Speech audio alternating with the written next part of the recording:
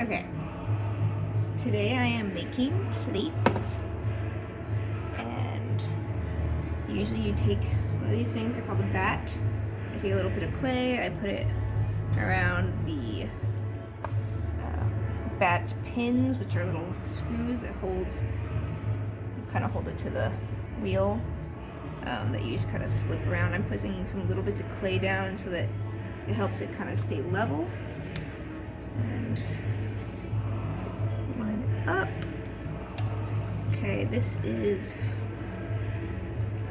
a white stoneware clay, which there's different types of clay, but it's a white stoneware, so when it gets cooked the first time, it will turn out white in color.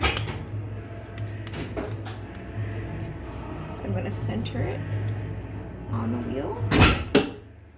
Get a nice little slam down, and then I'm going to wet my hands a little bit, start the wheel off, and I'm trying to create a ledge here as I compress. So as I spin, I go a little faster. I'm compressing.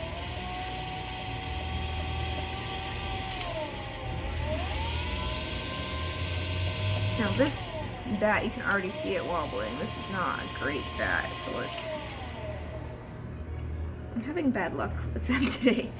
This is like it's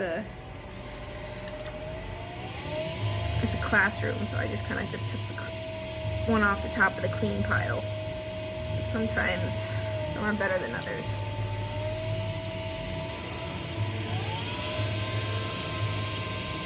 I'm just trying to get a nice low and centered piece of clay. I'll be going about that wide. This will be my 6th plate of the day. It's pretty centered.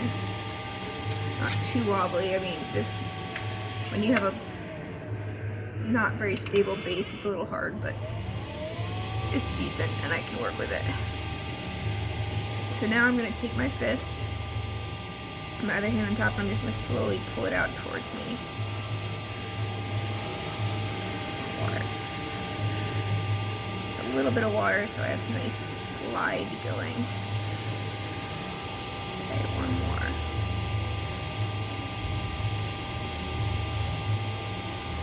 Now, don't want it to get trapped under there.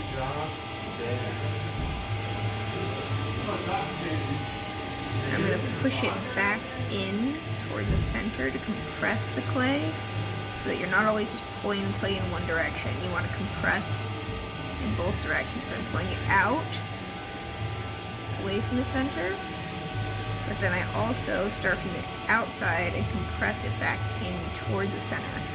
And this helps the molecules squish together in the clay so that you don't get a stress fracture. Do that a few more times. And what I'm doing is I'm pressing the clay down towards the bat, which is the plastic thing. I'm trying to get a nice level, compressed, stretched out piece of clay along the bottom. I like to double my hands up for support. And I go back in, pressing back in.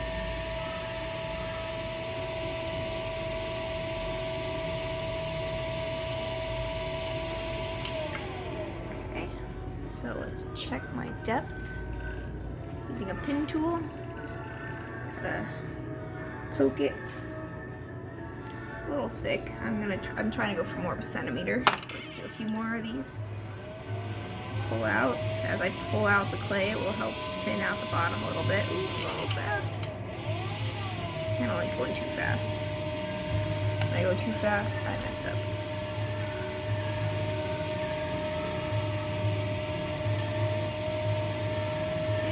Out. I go back in.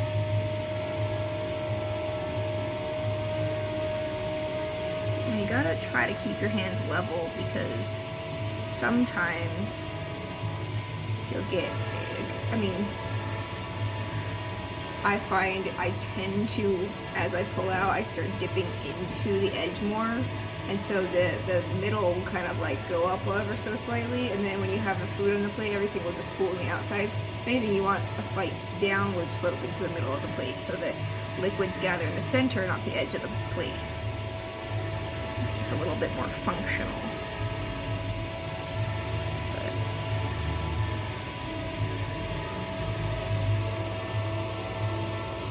It has to do with learning consistent pressure. It's a technique you gotta practice. And every once in a while I'll just get back under there because I don't want to trap all air and gunk under there. I want to have this pretty level, consistent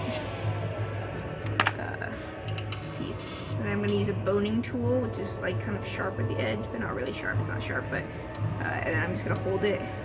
Actually, I kind of do better when it's like on here. And I start from the center. I just gently go out, keeping it as level as I can. And when I get to the edge, I kind of tilt it to go with it a little bit up the edge of the bowl, so it's just more comfortable. And then the excess, wipe off and put in my pile. I save all of my excess clay so that I can reuse it later. Let's check in. Let's see where we're at now.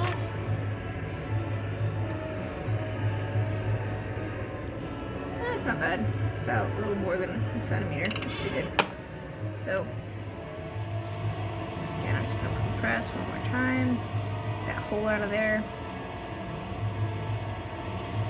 Okay, and now, the plate I'm making is a dinner plate, so my goal is to gently, I'm just going to create a little pull. This is how I would do a regular bowl. I'm just doing like a little pull up on the clay.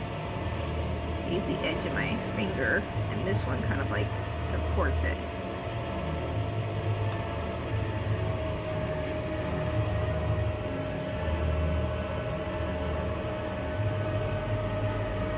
Now, white stoneware. So when people begin to learn to throw, the clay has, white stoneware is different than porcelain, because porcelain doesn't have like a lot of grog, or maybe not even any grog. Grog is like little pieces of rock that are embedded in the clay to help with structure, so it has like a little bit of grit to it. And this does not have a lot of that. It's very soft, so you have to kind of know what you're doing, because if you throw too thin, it doesn't have as much stability to it, and so it's easier to mess up. But it also feels softer in your hands, and I don't really love grog because it makes my hands get all raw sometimes. So gently pulling up the lip a little. So I'm trying to get the inside lip to get to 10 inches. Let's see where we're at. Inside. Good. That's good. And then I'm going to make this lip about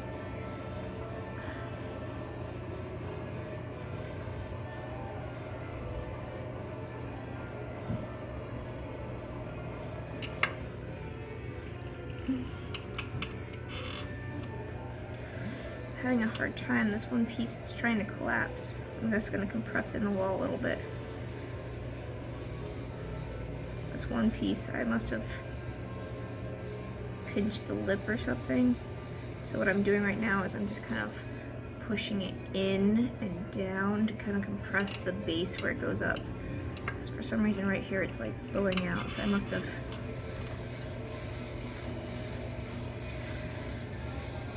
pinched it or something a little bit.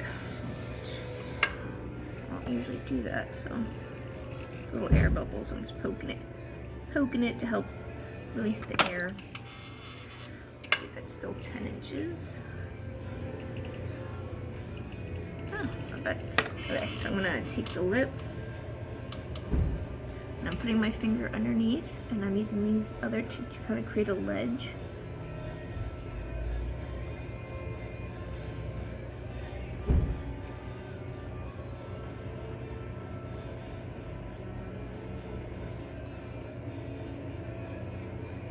I just kind of like the idea of that, and then we will turn out. Okay, let's see. I'm just gonna turn up the edge a little bit. I'm gonna put the edge of my finger on the plate for the lip to be nice and compressed so it's strong structurally. Clean this lip up a little bit.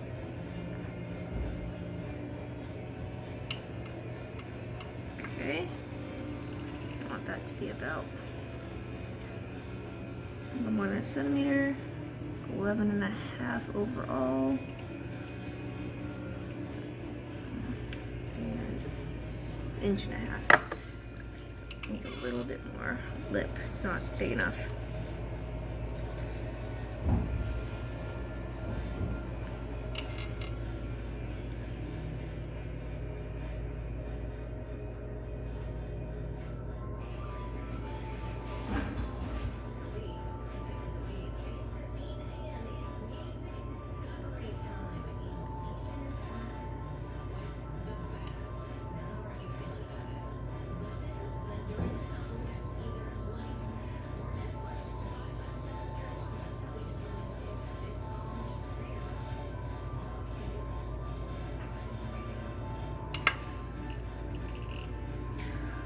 Okay. Just gonna take this, smooth it out a little bit more.